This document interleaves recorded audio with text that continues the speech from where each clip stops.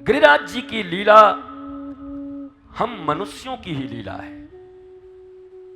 गोकुल में भगवान श्री कृष्ण का जन्म लेना अर्थात इस गोकुल में आनंद का जन्म लेना।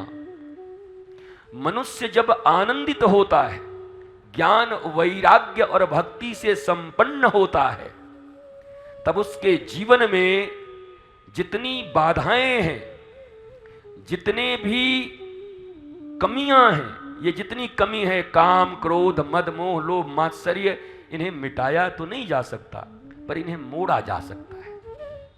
आज तक दुनिया में कोई माई का लाल क्रोध मिटा नहीं पाया।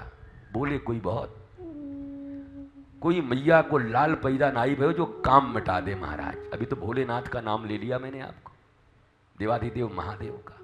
कोई होवे तो बता देने खड़ा होके, गुरुजी हम ऐसे हैं।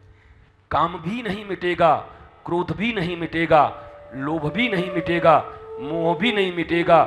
काम क्रोध मद मोह लोभ मात्सर्य, पर मात्सर्य को मारना पड़ेगा।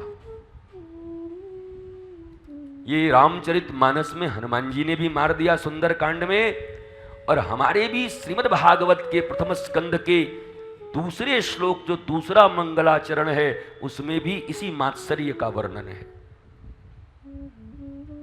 धर्म प्रोजित कैतवोत्र परमो निर्मत्सरा नाम सताम। निर्मत्सर होने को कहा गया।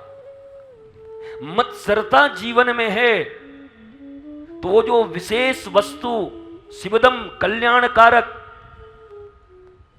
वो जो कृष्ण प्राप्ति होनी है शुश्रूष सुविस्तक्षणात्, उससे वंचित हो जाओगे। जो लोग विद्वान हैं वो आनंद ले इस विषय का। अगर निर्मत्सर नहीं हुए, प्रथम स्टेप है निर्मत्सरता, ईर्ष्या विहीन। और दुनिया में सबसे बड़ी आग अगर हम सबों को जला रही है तो ये सूर्य की आग नहीं है, ये 50 डिग्री सेल्सियस की आग नहीं जला रही। वो तो अमीराट्स में 55 डिग्री पे भी सड़क बनाने वाले कोलतार से सड़क बना रहे हैं कि नहीं बना रहे हैं। बेहोश हो जाते हैं, फिर सॉल्ट की उनको टिकिया खानी पड़ती है, गोली खानी पड़ती है नमक की, पर बना रहे हैं उस आग से नहीं जल रहे। जल किससे रहे हैं?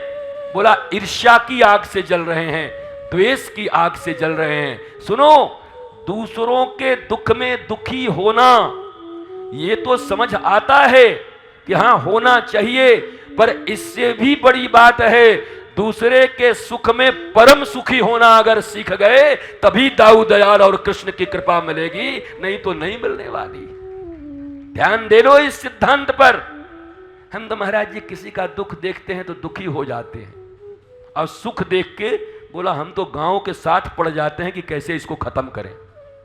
इसकी जितनी इज्जत है मटिया मेट करने के पीछे पड़ जाते हैं। दुख देखकर दुखी होना ये साधारण गुण है, होना ही चाहिए, परंतु किसी का वैभव देखकर, किसी की प्रगति देखकर, गांव में किसी का सुख देखकर परम सुखी हो जाना, ये कृष्ण का प्रेम का लक्षण है, ये कृष्ण भक्ति का लक्षण है, ये दाऊ दयाल के भक्ति का लक्षण है। महाराज हमारे मुंह से लक्ष्मण निकल गयो तो यही लक्ष्मण भी है, दाऊ दयाल ही लक्ष्मण है। पर ये भावना कब आएगी बताओ? बोला हमारो छोरा फेल है गयो, कोई बात नहीं। शर्मा जी को बोला वो फर्स्ट डिवीजन, अरे दारी के तू क्या कर रहे है? अच्छा हमारो छोरा फेल है गयो, और शर्मा जी वाला बोला महा फेल है गयो। बोला कोई बात नहीं, ले हलवा खा ले, कोई बात नहीं, जब सब फेल हो गए तो तू भी है गो। तो ये जो किसी के उत्कर्ष को नहीं देख सकते आप, और आप हृदय में ये बना के बैठे हैं कि ठाकुर मेरा उत्कर्ष करेगा, इट्स क्वाइट इम्पॉसिबल, कभी नहीं होगा। निकालो एक कागज और लाल कलम से लिख लो इसको, और जंतर मंतर बना के पहन लो। जो उत्कर्ष नहीं देख सकता उसका उत्कर्ष कभी हो नहीं सकता। मीरा गा रही हैं, प्रभु मेरे अवगुण चित्त न धरो। ठाकुर कह रहा है जरूर नहीं रखेंगे तुम्हारे अवगुण को चित्त में, पर उससे पहले मेरा भी एक शर्त है। क्या? अगर तुम अपने दिल में किसी का अवगुण न रखो तो तुम्हारे लाखों अवगुण को हम क्षमा कर देंगे, चित्त में हम भी नहीं रखेंगे। पर तुम तो सारी दुनिया का अवगुण अपने चित्त में लिए घूम रहे हो और ठाकुर से कह रहे हो प्रभु मेरे अवगुण चित्त न धरो। ठाकुर बोलेंगे हम तो चक्रवृद्धि ब्याज से रखेंगे, तेरा करेगो एक तो हम रखेंगे 10 अवगुण को। उत्कर्ष नहीं देख सकते दूसरे का, दूसरे में अवगुण देखेंगे और आप स्वयं सोचेंगे कि ठाकुर जी को, बलदाऊ जी को, राम जी को, बालाजी को, काली जी को राधा रानी बरसाने में जाके यहां वहां ये चढ़ा के उनको ठग लेंगे। भैया ठाकुर ही ठग ले वो।